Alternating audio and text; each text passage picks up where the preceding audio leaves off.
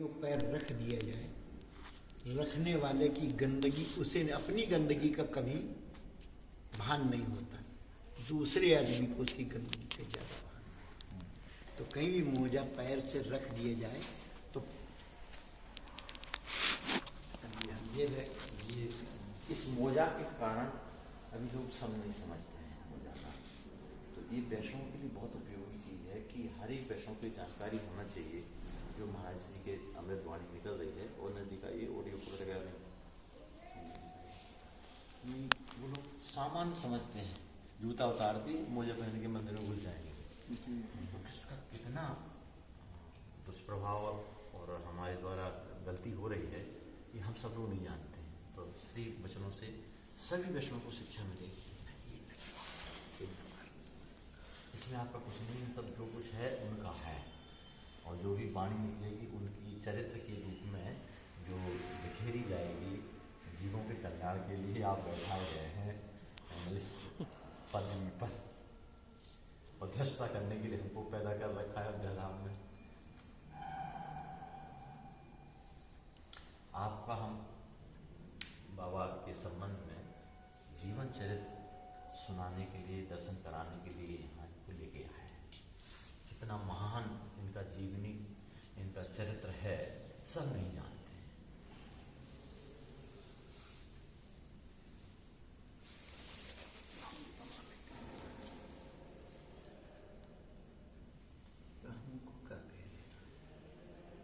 आप इस स्थान पर विराजमान हैं, बाबा रघुनाथ दास जी महाराज की छावनी कहलाती है। यह एक महान सिद्ध महापुरुष की स्थली है। यहाँ पर हजारों संतों की सेवा होती है। आज से करीब अंग्रेजी शासन में ये महापुरुष हुए हैं बाबा रघुनाथ दास जी महाराज। अंग्रेजी शासन का मतलब अर्थात आज से महाराज जी करीब 100-150 वर्ष पहले, 100-150 वर्ष का कोई महत्व नहीं जी। हमारे श्री बाबा गुरु जी 1900 में आपका आगमन हुआ यहाँ पर। बाबा गुरु 1900 अनंत विभूषित श्री स्वामी बाबा कौशल किशोर दास जी महाराज 1900 में आगमन हुआ। 80 वर्ष, लगभग 16 वर्ष में श्री महाराज जी को यहाँ स्थानापन्न महंत घोषित किया गया। तब से महाराज जी सन 79 में लगभग शरीर छूटा और 79 से 2023 चल रहा। कितने वर्ष हुए? अर्थात हमारे बाबा गुरु से लगा करके आज तक कार्यकाल ये लगभग 80, 20, 120, 121, 22 वर्ष हो गई केवल मात्र हमारे बाबा गुरु से अब तक का। फिर इसके पश्चात महाराज जी हुए, बाबा से स्वामी ईश्वरदास जी महाराज। पहले की महात्मा सब दीर्घायु हुआ करते थे, बड़े नियमित संयमित दीर्घायु होते थे। तो 2 महाराज का कार्यकाल क्या 60-70 वर्ष तो आज लोग जीवित रह जाते हैं, 80-90 तक पहुंच रहे हैं। तो उस समय के जो महात्मा थे क्या उनका कार्यकाल इससे कम हो सकता? नहीं कम हो सकता। तो दोनों महापुरुषों का कार्यकाल ये भी लगभग 170-75 वर्ष तो होना चाहिए। अर्थात बाबा श्री जगन्नाथ दास जी महाराज और बाबा श्री ईश्वर दास जी महाराज, इन दोनों का कार्यकाल यदि 175 वर्ष, ये तो निश्चित है 125 वर्ष के तो 150 के तो लगभग ही होंगे, क्योंकि आजकल जीव जो है सभी की आयु 60, 70, 75 हो रही है। तो उस समय की आयु में और अब की आयु में अंतर है, नियम संयम में भी अंतर है, राग भोग में भी अंतर है। तो श्री महाराज जी कम से कम इतना मान करके चला जाए।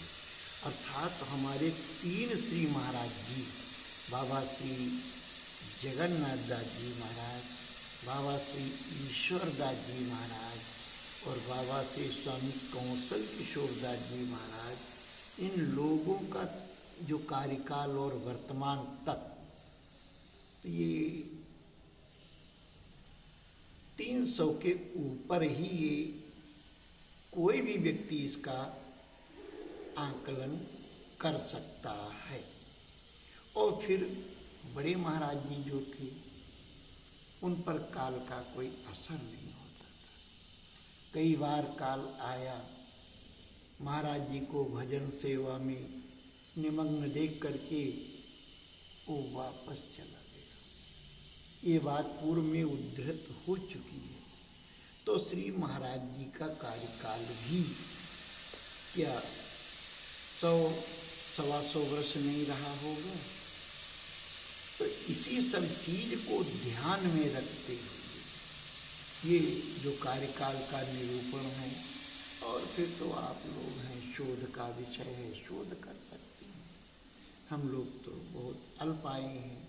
ये तो वर्तमान की स्थिति को देख करके मूल्यांकन किया जा रहा है श्री महाराज जी का। इसीलिए ये 400-450 वर्ष कम से कम स्थान को ये लगाया जा रहा है। अब इसमें आपत्ति भी नहीं होनी चाहिए, क्योंकि संतों का कार्यकाल है, कालातीत होते हैं। महात्माओं का, बहुत से महात्माओं का इतिहास है। फिर महाराज ने अपनी इच्छा से शरीर भी छोड़ा है। श्री महाराज जी को एक आगरे का भक्त था जो सिद्ध हो गया था। वो देख लिया अपने भजन प्रताप से कि श्री महाराज जी के पास काल देवता आते हैं, पर ले जाने की हिम्मत नहीं पड़ती। तो महाराज जी के पास स्वयं आगरे से चल के आया। ये भी उद्धृत हो चुका है पूर्व में। तो उसने एक पत्र श्री महाराज जी के चरणों में समर्पित किया, जिसमें इस पत्र का आशय कि श्री महाराज जी शुरबालाएं स्वर्णिम थाल को मांगलिक द्रव्यों से युक्त लेकर के आपके आगमन की प्रतीक्षा कर रहे हैं। ये बातें आ चुकी। जब श्री महाराज ने कहा ठीक है, मुझे तो विस्मरण हो गया था, मुझे चलना चाहिए, पर अब थोड़े दिन के बाद, क्योंकि सूर्य भी दक्षिण आएंगे, उत्तरायण में आएंगे, तब अब ये संभव होगा। तो वो कार्यकाल जब आया, तब श्री महाराज जी ने सबको, संतों को कहा कि अब महाप्रयाण का समय आ चुका है, आप कृपा करें, जल्दी सब भोग राग बना लें, भगवान का भोग लग जाए और चलना। इस आधार पर महाराज जी का आदेश हुआ, सुंदर प्रसाद बना, तैयारियां हुई, और सब संतों ने प्रसाद पाने के पश्चात श्री महाराज जी बैठ गए। संत सब घेर करके संकीर्तन करने लगे। उसी समय श्री महाराज जी का जो ब्रह्मांड था, प्राणवायु यहाँ ऊर्ध्व गमन किया, और वो वहाँ से प्राणवायु श्री महाराज जी के साकेत गमन किया। संतों की परंपरा, सर्वश्रेष्ठ परंपरा संतों की है जल में प्रवाह। प्रथम है जल प्रवाह, और फिर जब गंगा यमुना ऐसी माता जी हों, तो फिर अग्निदाह और ये जमीन में ये सब ठीक नहीं होता है। तो श्री महाराज जी को संत लोग लेकर के गए। जाते समय नौका में गहरे पानी में चलना चाहिए। सरजू जी में जा रहे थे, पता नहीं कहाँ संतों के मुख से श्रुत है ये। गंगादास बाबा आदि थे, वो ये बता रहे थे कि उन्होंने परंपरागत, हमारी तो परंपरा ही है, हम सुनते परंपरागत चीज़ों को चले आ रहे हैं। महाराज ने कहा कि पता नहीं कहाँ से खूब उस समय कोहरा था, कुहासा था, लेके सरजू जी में जा रहे थे संत श्री महाराज जी को भजन कीर्तन के साथ। उस पार से एक नौका लेकर के बड़े बड़े हृष्ट पुष्ट संत त्यागी महात्मा उधर से आ रहे थे। उन संतों ने कहा आगे चलो आगे चलो, और नौका जो इधर से जा रही थी और उस पार से आ रही थी नौका, उन संतों ने कहा नहीं महाराज को आगे ले चलो आगे ले चलो, और उन्होंने उठा के श्री महाराज जी को अपनी नाव में बैठा लिया और अपनी नाव में, और वो तीव्र गति से नाव चलाने लगे। इधर के संत पीछे पछड़ गए, वो आगे लेकर चले गए। यहाँ तक ही केवल महाराज का मिलता है, इसके पश्चात ये नहीं मिलता वो संत कौन थे जो आए और ले गए, कैसे उन्होंने किया, सरजू जी में विसर्जित किया या सीधे साकेत वैकुंठ कहाँ गए, ये आगे का कोई चर्चा नहीं। ना वो संत मिले, ये संत सब पीछे से नौका लेके गए तो वहाँ कुछ दिखाई नहीं पड़ा, ना वो संत ही मिले। यह बातें केवल इतनी तक है। बोलो गुरुदेव भगवान की जय।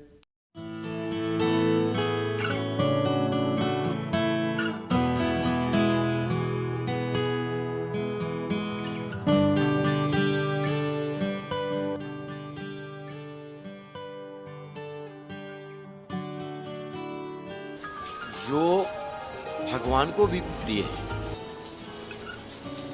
हमारे इष्ट राम हैं, कृष्ण हैं, पर हमारे इष्ट के भी इष्ट हैं गौ माता।